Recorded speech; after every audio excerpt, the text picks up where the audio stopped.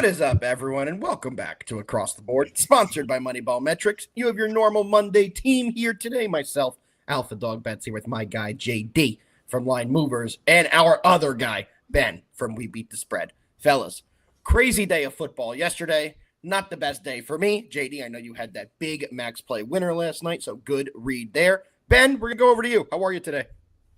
Doing good. It's the Super Bowl. I think everyone expected. But, this weekend was not a happy one for, I think, a lot of people because, you know what, it's Chiefs and Philly again. But it was a fun weekend of football. You can't sit here and say it's not fun to watch championship football. It was still fun to have it. We have a Super Bowl up soon. So, bittersweet Monday. 100% agree with you. And I don't know if anyone saw that behind me. My power just flashed. So if you see me just disappear, I don't know what's going on. It's perfect weather outside, too. I don't know how that could happen, but everything just flashed. So I apologize if you see me exit through the back door there. JD, over to you, my brother. How are you today? Doing great, man. Yesterday was like a dream. Everything's going really well. Besides my dryer decided to just stop. So we have somebody coming to fix it. Probably going to be actually during the show. So also, if you see me randomly muted and stuff, there's why. Normal day going on, JD. Sometimes, Ben's dealing with the heat. You're dealing with the dryer. Last week, my freaking fire alarm kept going off. So there's always something going on, but we get through it the best we can. Tons of comments here asking about the games. We're going to get into that, guys. I'm not ignoring your comments. We're just going to still go through our intro. But we will talk about all the hot topics. I see the thoughts on the non-first down question. Was it a catch last night? We'll get into all that.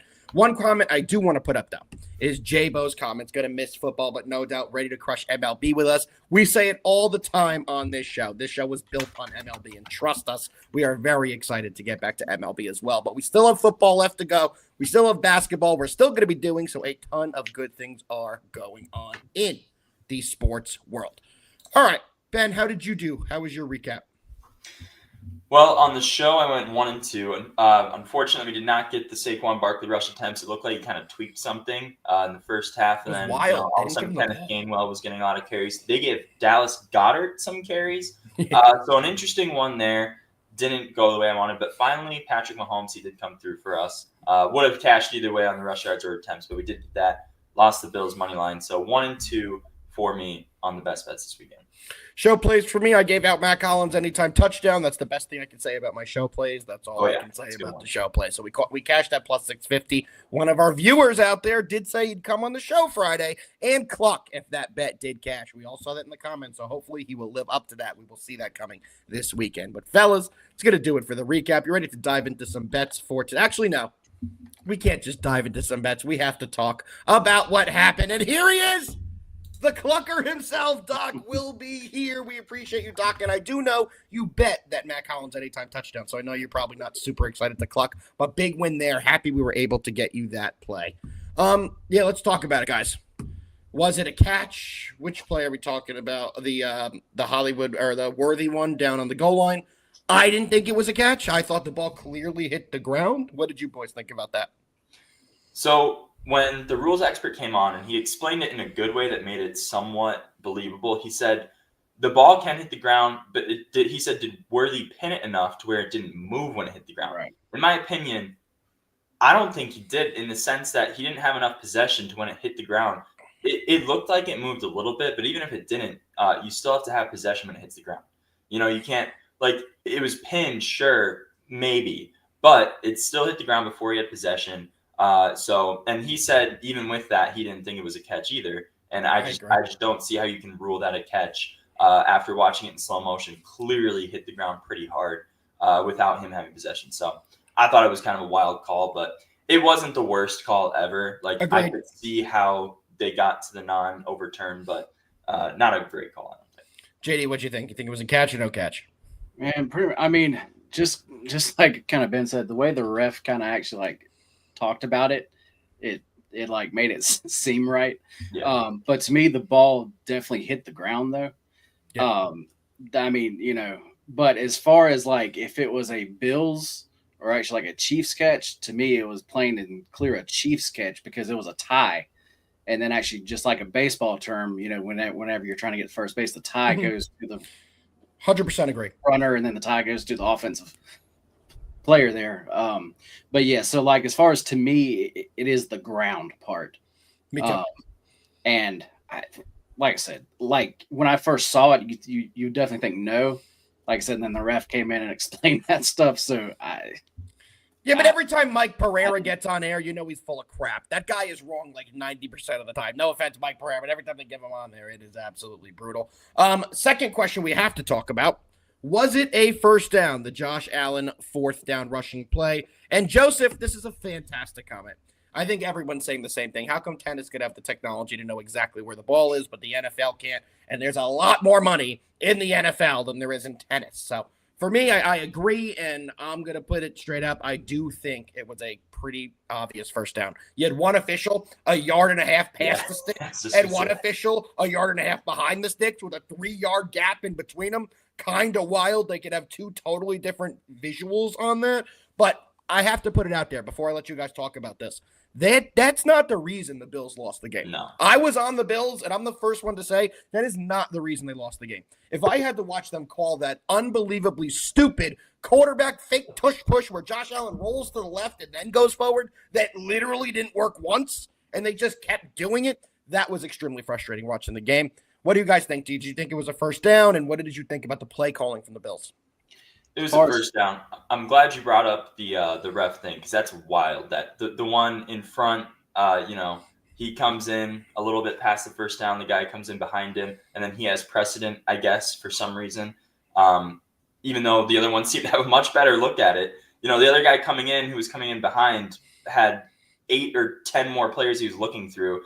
Josh Allen was on the left side, and the official on the left side who came in ahead all of a sudden was the guy that didn't get the spot on his call. So that was the weirdest part for me. But you put it perfectly. Joseph put it perfectly. They did plenty of things to lose that game. And the Chiefs, 100%. I'm not taking anything away from what they did because they still played a good game. They absolutely did. Clutch when he needed to be. They scored a touchdown late in the game when they had to, without any questionable calls on that drive. They still played a great game. So we can't sit here and just say the Bills were completely robbed. There were bad calls. They weren't robbed. There's always bad calls. And they didn't, at the end of the day, with some of those big plays they could have made, like that fourth down where Kincaid couldn't have caught it. How about that one play there where Josh Allen had Shakir wide open for probably would have been like a 30-yard gain down at the end of the game, and then he ended up making that worst throw that still could have been caught. So there were plenty of plays you can pick out. But he couldn't go to Shakir on that one. I have to talk about that. The blitz came from one side. He had to turn and get rid of it. Shakir he did have to turn and get rid of it. There was no way he could have gotten that ball. If he looked, he could have made it.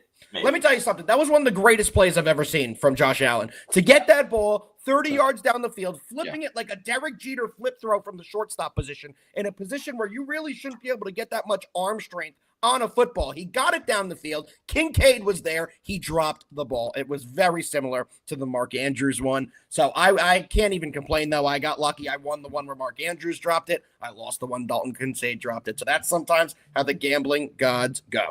Yep. All right, looks like Alpha froze there. What did you think, JB? Yeah, it's me as far as the first down. It looked like one.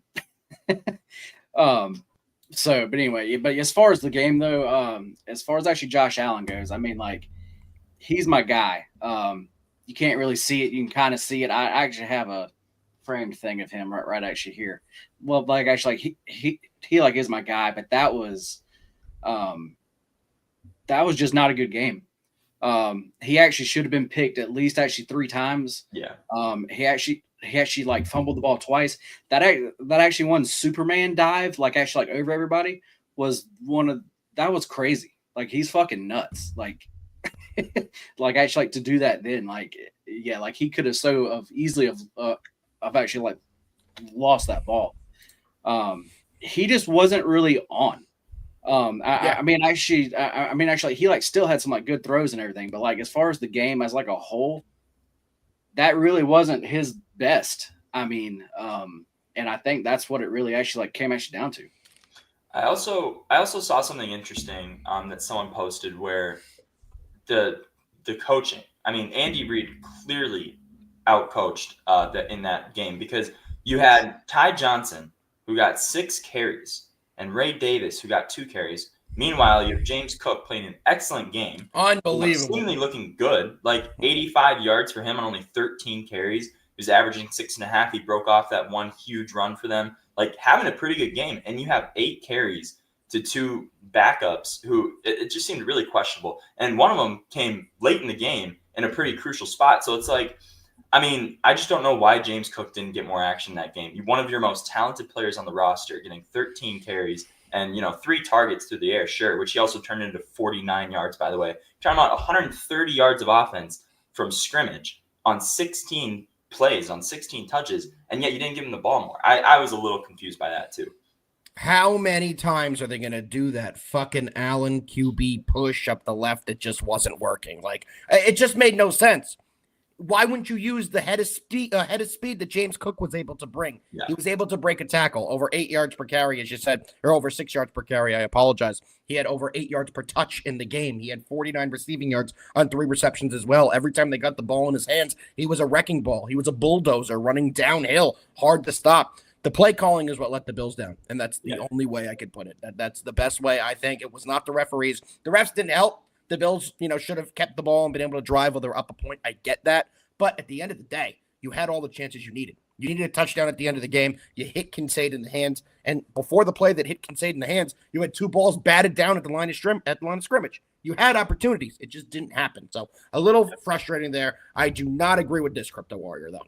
I do not agree that Sean McDermott should get fired. I don't think he did I don't think he did that bad of a job, but I do think the coaching was a factor. Andy Reid is just Andy Reid sometimes, and you can't discredit Steve Spagnuolo, the defensive coordinator of the Chiefs. He is fantastic at what he does. To me, he's the best D coordinator in the league. What he does with these guys, he dialed up the right blitz at the right time, and he did a fantastic job. So I do have to say they were outcoached, but they were outcoached by a Hall of Fame coaching staff. Yep. You know what I mean there? One more thing I want to talk about before we get into today's action. I do apologize, guys. I know we're doing this a little long, but it's the NFL. We have to recap what happened. So did anyone else laugh at this hysterically as much as I did? Yes. I was praying Frankie Louvu kept jumping over the top. I kept saying, F it. Do it again. F it. I mean, it was making a mockery of what they were doing as well. It was kind of embarrassing to the NFL. The ref had to go on there and say, we are capable of awarding them a touchdown with this, which I thought was absolutely hilarious. What did you guys think about that, Ben? It's a funny rule that makes sense when you think about it, because you're just delaying the game at that point and you can't move the ball any further. But at the same point, if the defense wants to keep doing it, at a certain point, it's only really actually docking themselves, because you're taking more time off, because once they set the ball, this clock starts. I mean, they took off. It actually stopped. It actually stopped. Oh, yeah, it did stop. You're right. After no longer was running. But it ran after the first. And so I think it's like one of those things where you got to think it's only detrimental to the Commanders. So I don't really get why you would do it, except from literally just making a mockery of it. So I get the rule. It makes sense that should be a rule. It's just kind of funny that they can just be like, yeah, it's a touchdown. Sorry, guys. But funny. That's just how scary the tush push is. And I don't like that people say it should be not allowed. That's such a dumb thing. Oh, it's a good play. You can't stop. We shouldn't allow it. Like, that's the dumbest thing ever. That's like, I know this is going to be a weird analogy, but it's like in gymnastics where they didn't let that Simone do that one trick because it was too good of a trick and it would score too high. Like, that just makes no sense to me. Like, oh, it's too good of a play. We got to get rid of it. So now you have guys making a mockery of it, and now you're just going to give them touchdowns. It just seems just a weird thing all around, but it was funny to watch. Did you see I agree. I thought it was absolutely hilarious. And we have the gymnastics expert, Ben. I did not expect to hear from today. JD, what are your thoughts about that? Not the gymnastics part, about the actual refereeing. I did not know that actually that was a rule. But it is, but actually, just like Ben said, when you actually think about it, it actually makes a lot of sense though. So I kind of hope that we see one actually someday. I think we all do. Oh yeah, who gets credit, by the way? Do they get we were all trying to figure it out.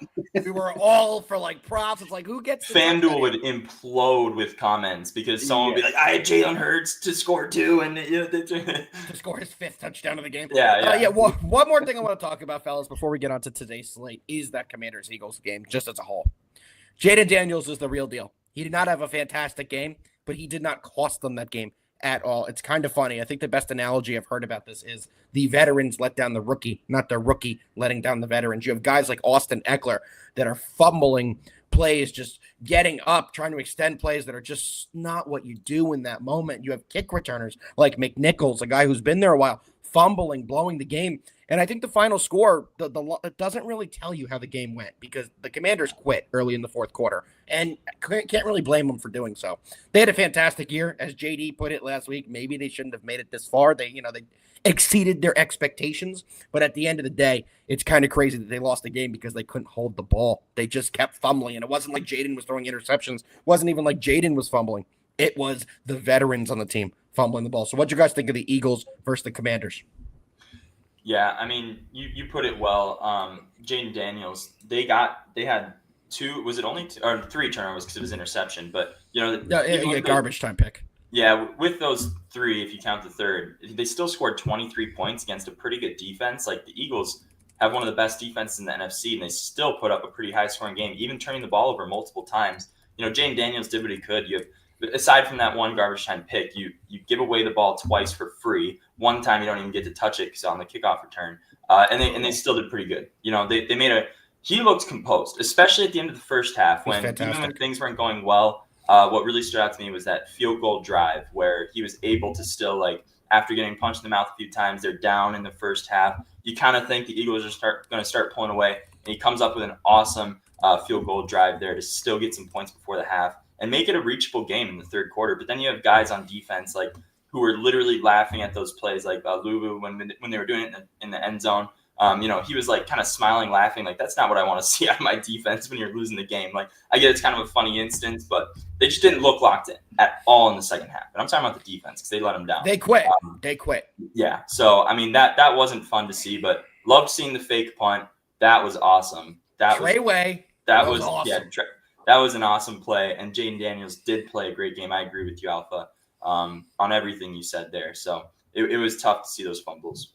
It was. JD? Yeah, I gotta say, just as far as actually Jaden goes, man, yeah, he is the real deal. If you look at this week and then actually the past couple weeks, there have been quarterbacks that we have up there ranked as top tier guys, and they have not had their best games in these big time games.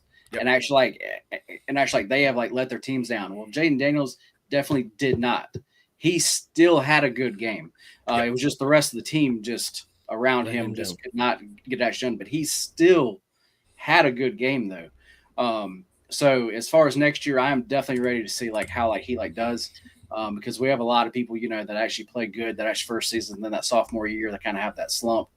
I don't think that's going to happen with actually him though. So that's what I'm really ready to see. So actually that should be really fun to watch. What's funny? We did say that about CJ Stroud too, and then we saw what happened to CJ this year. So you never know. It's something we definitely have to monitor about the sophomore slump. Great point there. Yeah. All right, let's bring up this next question. How good would Mahomes be without two Hall of Fame coaches? Interesting question. I still think he's the GOAT to me. I'm going to be honest here. I think when it's all said and done, he's going to be the greatest of all time to play the position. If he wins against the Eagles, which I'll let it out early, I do think that's going to happen. I think that he's going to cement himself a three-peat. And does anyone think this is stopping anytime soon? This was the Bills' chance. This was the Bills' opportunity to finally slay the dragon. It just was. Rashee Rice is an absolute massive weapon for this Chiefs offense. They did not have him. Kelsey looks like he's a little bit past his prime. He's not the same guy he's been in previous years. Kelsey's done. He didn't look good. He looked awful. He looked awful. Yeah, actually, after this next game, he's done. Yeah, he has 1 year left on his contract, and everyone's saying he's going to honor it. But Jason Kelsey had a very weird interview yesterday where he said basically, I don't want to miss one of Travis's last games. In other words, he said it like that. So he hinted that it could be that, and he's not the same guy, unfortunately. He's fantastic. He's been a great player his whole career, one of the greatest, if not the greatest, tight end of all time. But Father Time always wins, and he's 36 years old, and he's taken a lot of hits throughout his career. So he hasn't been fantastic, but they're going to retool. They're going to get healthy in future years. Rashee Rice is going to be there. So I think this was the Bills' opportunity. They really had a good shot. I know this isn't the strongest Bills team they've ever had. They had a lot of replacements on the defensive side. When Benford went down in that game and they had to bring in Elam yesterday, you knew it was a bit of trouble because that guy can't stop a nosebleed. But that was their chance. I really do think if the Bills were going to topple and slay the dragon, it had to be yesterday, and they were just not able to get it done. Ben, what do you think? Do you think Mahomes would still be a Hall of Famer even if he didn't have these two Hall of Fame coaching caliber coaches? Absolutely. There's still plays that you see he makes. Andy Reid coached a great game yesterday, and Spagnuolo is awesome with the defense. But there's still those times where Mahomes makes plays that weren't on the play sheet, and that's those ones scrambling. It's ones where he randomly finds Kelsey, and credit to Kelsey too, because sometimes he'll just come out of nowhere. He'll dip the route when it's broken down and everything, and then they'll still make a huge play. And there's a lot of those plays that you just see Mahomes make where it's like, that was a broken down play that he still turned into something. And that's just what's so hard to stop about them. Even when Andy Reid's plays, even when the defense has a great play and Mahomes is out of pocket and that kind of thing, you still aren't safe. So it's like, I still think he would be. Sure, maybe he wouldn't be as dominant because, he's the most dominant player on the most dominant team. Like, maybe they would have one less Super Bowl, one less AFC Championship appearance. But either way, I still think he would be just about the same level of quarterback, maybe not the same level of overall team. I'll say that. JD, over to you before we get to today's action. Actually, the quick answer, yeah. Him and the Chiefs, they get so much hate. And, especially now, actually this season, I feel like there's just so much Chiefs and actually hate on, him. But that's just because at the end of the day, they're just fucking good. They're very good. Same as the Patriots in the mid 2000s. Yeah, everyone's feeling the same way about them. But the difference is this Chiefs team keeps winning. There's no New York Giants around to slay the dragon right now. Right. It doesn't matter actually who his coach is. He's still going to make those plays. Yes, of course. But actually, of course, as far as that actual combo is what makes it so great. Absolutely. But yeah. I think he's still a Hall of Fame. And the good news is we don't have to wonder what would have happened if he didn't have Andy Reid or Steve Spagnuolo on his coaching staff, because guess what? Yeah. He's had them. So that's been the good news for him. And they're a fantastic team to follow. I do think they're going to 3P, and it is historic what we're watching right now. So enjoy what we're watching, because we've never seen anyone do what Patrick Mahomes is doing right now. All right, fellas. We've taken about the whole show to recap football, and we still have a big slate of action for today. So you boys ready to dive into today's slate? Absolutely. Also, bad news. I did get that call that froze me up earlier. I do see here that something I purchased from Walmart has apparently been charged 6 times on my card. So if anyone wants to call the scammer back who's trying to scam me here, I can get you their number so you can have some fun with them. Let's keep it rolling, boys. We're breaking down one college basketball game today, and that's going to be NC State taking on Duke. NC State's coming into this one 9-10 on the season. They're 2-6 in conference. The Dukies are 17-2, 9-0 conference, and they are ranked second in the nation. Big spread here, 21.5 points. Ben, we're going to go over to you. Do you think Duke's going to cover the big spread, or do you think NC State can cover? Yeah, no, I absolutely think Duke can cover this game, and I think they will. NC State has been absolutely terrible on the road. They are not only 0-8 on the road. It's not like they're just losing these games straight up. They are 1-6-1 against the spread on the road this year. I don't think it's any coincidence. As the underdog, sorry. But I meant as an underdog. I'm sorry. That's 1-6-1. As an underdog, they are 0-4 against the spread on the road. Still really bad. And I think that Duke is just more talented. You have Cooper Flagg, who not only is an offensive powerhouse, but he's holding down the paint. It's really hard for teams to score inside on him. You have guys like Proctor guarding the outside. They're just a hard team to break down. They're a hard team to score on. Then you have NC State, who is more of a defensive team, if anything. They do not score a lot of points. They only have 2 guys who score in double figures, and that kind of carry them. One of those guys, Marcus Hill, is going to be covered by one of the best defenders in the country. So I don't think you're going to be getting a lot of points in this game. I won't be surprised if they stay under 60. I wouldn't be surprised if Duke goes over 80. So for that, I think the spread right around 21 is perfect. I'm going to be on Duke minus 21.5 in this game. I lean Duke, but no official play to me. It's an absolutely massive spread on the 21.5. I don't personally play anything over 15 in college basketball, so no action from me. But I do think Duke should be able to beat a pretty lousy NC State team this year. JD, you're the Dookie. What do you got? Yeah, we're actually talking about this game because I went live actually last night, and Nick really wanted us to talk a Duke game, and I haven't seen Nick in this chat yet. So, Nick, we're doing this for you, dog. Nick, this is for you, man. You have to be here. But anyway, yes. As far as both these teams, like I know them both very well. I mean, Duke is, obviously so far the actually better team here. And actually, just like Ben said, State, they're like against the spread on the road just for the whole season. I think they're 6-12 on the actual year. Like they've just been bad. Duke has obviously been good. I personally make the number. I have it at 21. So I don't really see as far as like value, I really don't see anything there. But I definitely lean Duke though.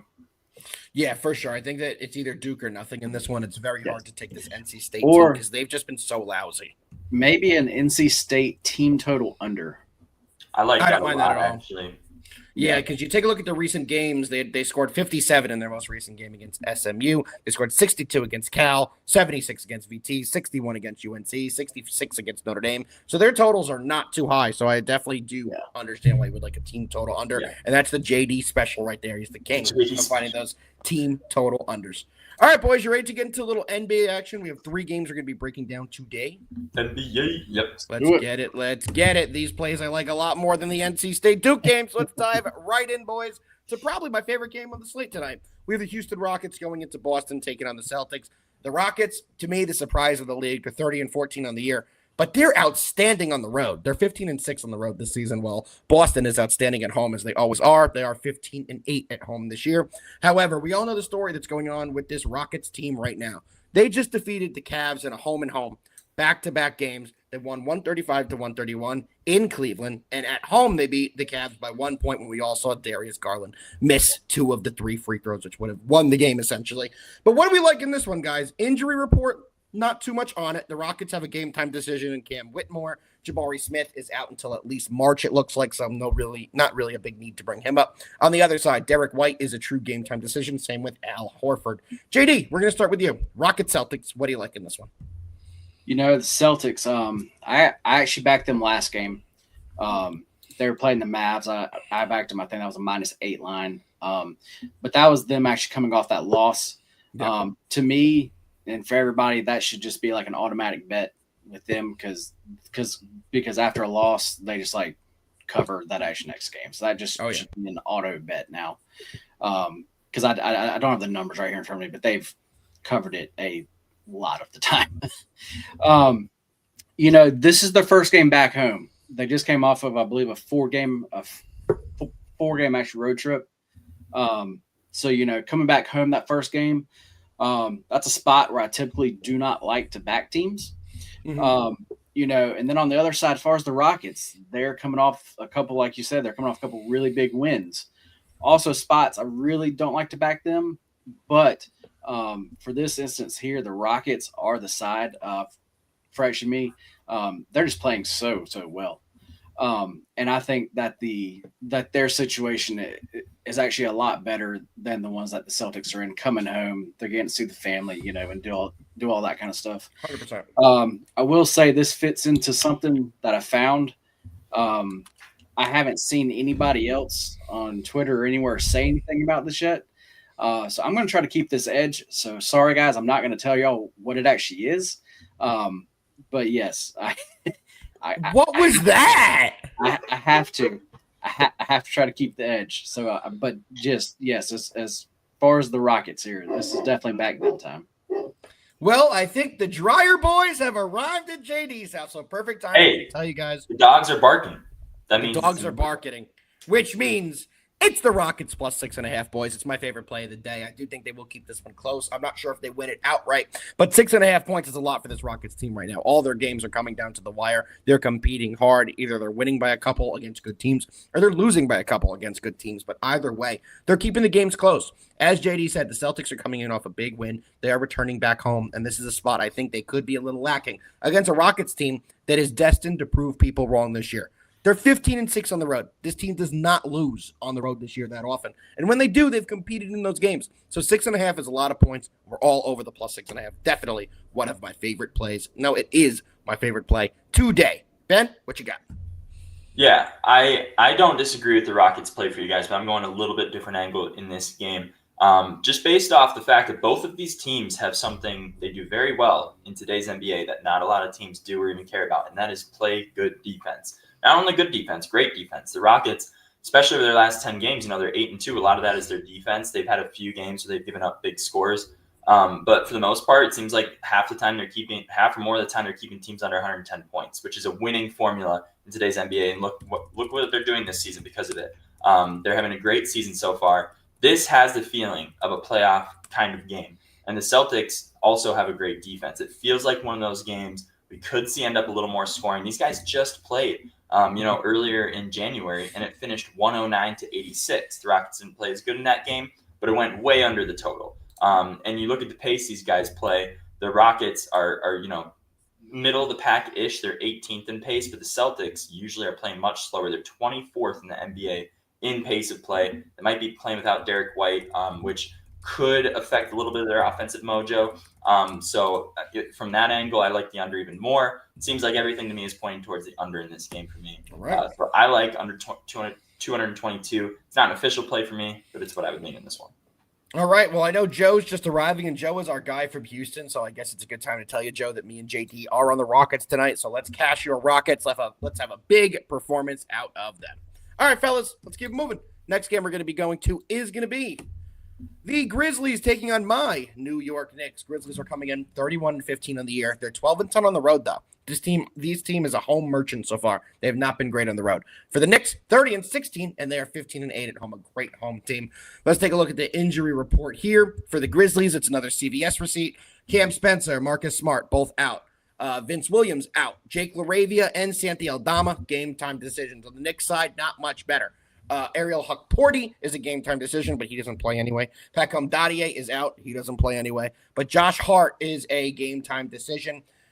According to Josh Hart's Twitter, he is going to be going today. He's been, chopping it up with Jalen Brunson and Karl Anthony Towns. Josh Hart is a big Commanders fan, and the other two are big Eagles fans, and they've been going back and forth all night on social media. Josh's last post to the two of them was, one of us has to play defense tomorrow, so I'm going to bed. Good night. So it does seem like he will be playing tonight. Ben, we're going to start with you. What do you like in this game? Here's the thing about this game that scares me for the Grizzlies, and it's actually why I'm going to lean towards the Knicks. There is a certain thing about the Knicks where they just play all their starters a million minutes, and typically, sometimes you can run them into trouble, sometimes they get hurt, that kind of thing. But in the other times, you're playing your starters more minutes than the other guys have to put in their bench players. And that CVS receipt you just listed for the Grizzlies, they have a lot of starters playing, but their bench depth is depleted. Yeah. When you sure, you have Ja Morant, JJJ, Bane, all those guys. But at the end of the day, those guys average under 30 minutes per game. Now you're talking about 18-ish minutes you have to fill with bench players when you already have a depleted bench against a team that loves to play their starters for damn near the entire game. You're talking about guys that play almost 40 minutes a game. So you're going to have time over 40. Over 40. Yeah, over 40. You're going to have insane. A lot of time in this game, nearly a full quarter of the game. When you break it down at the end of the game, minutes-wise, is going to be the Knicks' complete starting five against a banged-up, backed-up bench for the Grizzlies. And those are the minutes in this game I'm worried about for the Grizzlies. I think those are the times when the Knicks can pull away, get a few little runs in the game. So I think the Knicks absolutely win this game for that reason alone. I hope they do. I'm a little worried with what I said earlier. Jalen Brunson and Karl Anthony Towns are massive Eagles fans. Josh Hart's a big Commanders fan. They were all heavily involved in watching those games yesterday. They were all out together. Maybe they're a little tired. I'm not sure. I'm not betting this game. I'm going to hold off. I'm going to watch and hope my Knicks win, but I need to see what happens with this injury report for the Grizzlies. I do agree with Ben that I do think the advantage is for the Knicks because of what they're going to do with their starters. However, I don't know how energetic their starters are going to be today after last night. So for me, it's a no play for me, which pretty common when there's a Knicks game. I don't tend to play them too often. JD, over to you. What do you got? This game, I actually looked at it and I was like, why are the Knicks favored here? Because Grizzlies have been playing some really great ball here. Winners of 6 in a row. And then I looked at it and actually, as far as rest, that's the only thing I can really find. As far as the Grizzlies, I forgot what it is. This is like their 4th game in 6 days or something like that. Yep. exactly what it is. So like that like has to be the reason why. But just to me, this game screams over. Because I don't think the Knicks are going to be stopping anybody. Because I mean, like as far as actually defensive rating, if you're looking at like last 10 games, they're ranked like 27th. Which is wild for a Knicks team coached under Tom Thibodeau. Usually it's the opposite with these guys. But that's like what I was saying actually last week. I don't trust this team to cover decent sized spreads because their defense, like their as far as defense currently, it's just not there. Man, and actually, like, as far as the Grizzlies go, we know they're gonna go pace and and actually do what they do. Right now, I'm still trying to decide between if I'm going to play the full game over or if I'm going to play the Grizzlies team total over. Right now, I'm currently leaning actually towards the just actually full game over though.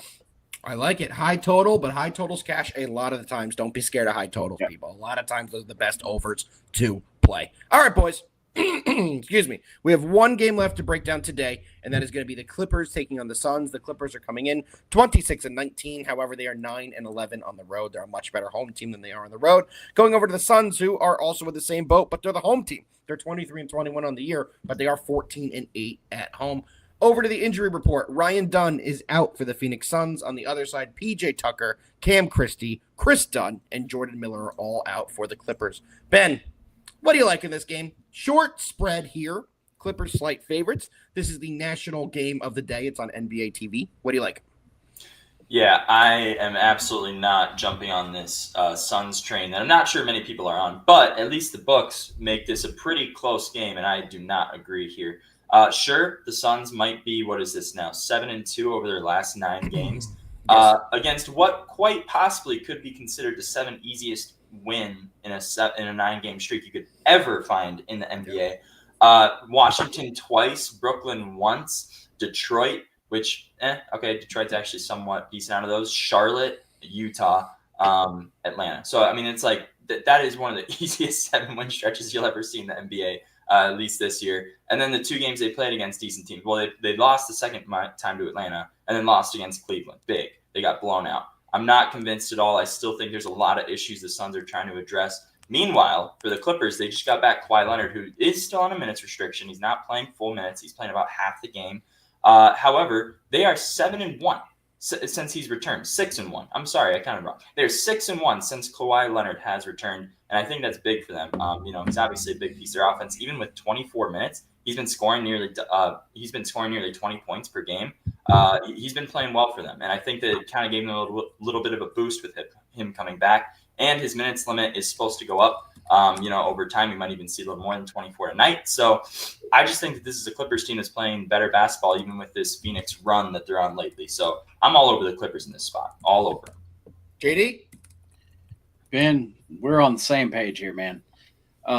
This line to me really doesn't make much sense here. Far as Phoenix, really actually like as far as their offense goes, to me, past few games has really not looked great. And then they're going to play a Clippers team tonight, which as far as defense, which is actually ranked number 1, they're just going to lock them down. And I just. It was either playing the Clippers straight up or either playing the Suns team total under. Though this, as far as this total goes, I actually think it's about right. So actually, like, as far as the Clippers side, I am going to be on there. There we go. I'm on the under in this one, boys. I think it's a little too high on the total. I think we're going to see a good defensive battle here. And as you said, I don't like how the Suns offense has performed lately. I think this one goes comfortably under the total, and that's exactly what I'm playing, under 225. All right, fellas. Well, that's going to do it for the breakdown today, but we still have a couple things we still do on this show. So first, we are going to go over our Profit X pick of the day. Guys, make sure you guys check out Profit X. They are the best exchange out there for the best value. And if you agree with the boys here and you like the Rockets, you can get some insane value on them here. You can see the Rockets are coming in at a -107 for +6.5. That's the best odds you can find anywhere, and you can take up to $5,296 on that. If you like the Celtics, -6.5, you can get that at +100 for up to anywhere of the amount of $4,064, which is insane. Either way, you like this game, you get insane value on Profit X. And the best way to check out Profit X and the best way to utilize the Profit X benefits is going to be to sign up using code MBM, guys. Using code MBM gets you 2% back on every play for your first 30 days, up to $300 in profit cash. And yet again, guys, remember, you have to use the code MBM to get in on the action and get these great benefits. So make sure you guys take advantage of it and do that. One more thing we have to do before we get into our best bets, we have to go over the incredible end of January sale for Moneyball Metrics. Guys, get in the Discord, have fun with us, come chat with us, and come win with us. You can see the best price out there for the best community out there. Only $25 for your first month. Get in there and have some fun with the boys. There's a million sports in there, a million conversations daily. You're going to want to be in there. It's the best community out there. All right, boys. We have one thing left that we still do on this show, and that's go over our best bets for today, Monday, January 27th. We're going to go over to Ben to start it. Ben, how many do you have today? 1, 2, 97. What do you have for the people?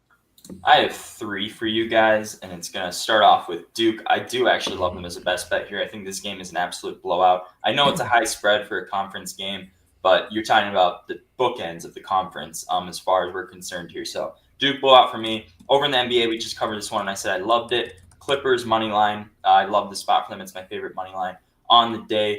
And then rounding it out with a game we did not cover, a player prop on a player I love, Mark Williams, guy who's battled injuries since he was drafted in the first round a few years ago. He hasn't played a full season yet, but he's finally getting a little bit healthier. So his minutes start off really low, so he's averaging 15.7 on the season. But you look at the beginning of the season when he came back in December, and he wasn't playing a lot of minutes. They were kind of bringing him into it. Now in January, he's averaging 30 minutes per game and 19.8 points per game. His points line is at 16.5 today. And you know what? I'm betting on Duke already, so why not bet on a guy who was taken from Duke, Mark Williams, over 16.5 points to round out the best bets for me. All right. I only have one, guys. I'll keep it short and sweet. Rockets plus 6.5 is my best bet for the day. JD, before I go to you, I have some breaking NBA news that's comical. The official 2025 NBA Slam Dunk Contest participants have been named: Stephon Castle, Matas Buzelis, Andre Jackson Jr., and Mac McClung. People wonder why the NBA ratings are down when you don't have a single person that 99% of basketball fans knows who they are. Even what about Ant? What'd you say? Ant should be in an Ant should be. They won't do it. We need some of the stars to do it, so they save it. But instead of putting this crap out there where I have to watch G Leaguers dunk, cancel the dunk contest. That's atrocious. If you're giving me these guys, JD, I'm sorry. Go ahead with your best bets today. Yeah, man. We're gonna have 2. We're actually gonna play the Rockets. The Rockets are plus 6.5. Then the Clippers, let's take them on the money line. Looks like you can get a -120. It's out there now. And then today we're going to be starting doing actually TikTok lives. That's going to be sometime in the late afternoon. I'm not sure exactly what time I am going to hop on there yet. But we will definitely let y'all know. So if everybody wants to come and hang out, that's going to be another daily show. It's mostly just going to be me, but sometimes we're going to have a few others on there. Also, there's a lot of plays on there. I'll make my way on there. There's as y'all know, if you've watched the show, there's a lot of times at this time of the day, there's plays that I haven't locked in yet because I just need a little more time with them, or I just am waiting to find out something. So this show is going to be kind of a later show when all that's done, and I can actually tell y'all, like, yes, I have actually bet this now, and actually stuff like that. And we're just going to go over games, and it's just going to be kind of like the format's going to be just an open thing. Just come in and ask about a game, and then I'll just talk. So very cool. Yeah, we will see y'all then. Absolutely. We absolutely love it. Let me put on the screen the graphic. Get your phones out. Take your screenshots. The best bets will be there. Right now, they are here. As you can see, I'm on the Rockets plus 6.5. JD's also on the Rockets plus 6.5 and the Clippers. Ben is on Duke minus 21.5. Clippers money line, and future Nick Mark Williams over 16.5 points. Fellas, before I let you get out of here, I have one question for you, and I only want a one-word response. I don't want anything else besides hearing Chiefs or Eagles, and you don't have to be locked into this. This isn't locking you in officially. But JD, Chiefs or Eagles? Chiefs. Ben, Chiefs or Eagles? Chiefs. Alpha, Chiefs or Eagles? Chiefs. We'll see you guys tomorrow. Well, actually, we won't quite yet see you tomorrow. JD, do you have any words for the people before we get out of here? Yes. Yesterday, coming off a huge day, massive day, and actually last week was just a massive week. This week, let's actually do the same thing, and let's do what we keep doing. Let's fucking win. Let's fucking win, brother. Ben, any parting words from you? Nope. There we go. Trying to think of something, couldn't think of anything. There we go. You know we do this every show. Practice for the next one. We'll be back tomorrow. Same time, same place. We appreciate everyone for tuning in. Let's go, Chiefs. Peace.